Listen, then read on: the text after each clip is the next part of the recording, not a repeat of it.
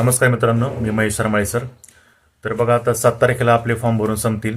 तर आता बरेच विद्यार्थी की ज्यांचं ग्राउंड आत्ता 45-46 असं ग्राउंड येते, तरीसुद्धा ते पोरं अजून ग्राउंडची तयारी जास्त करतात.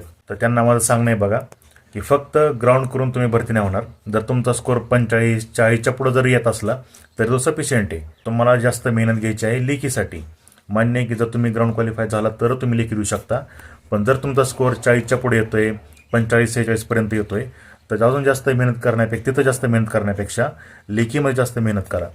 परंतु पोरांचं काय झालं, सकाळी ग्राउंड करायचं आणि निवांत झोपायचं, लेक्चर वगैरे करायचे नाही, टेस्ट वगैरे सोडवायचे नाही, परत संध्याकाळी ग्राउंड करायचं आणि झोपायचं.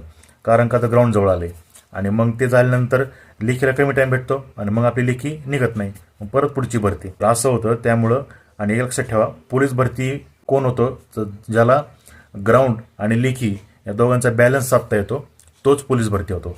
उगाच ग्राउंड करायचं म्हणून जास्त ग्राउंड करायचं नाही आणि लेखीचा पण फक्त लेखीचा अभ्यास करत बसायचं असं नाही. सकाळी आणि संध्याकाळी तुम्ही 2 टाईम ग्राउंड करता, तुमचं 45-40च्या पुढं जरी स्कोअर येत असला तरी सफिशियंट आहे.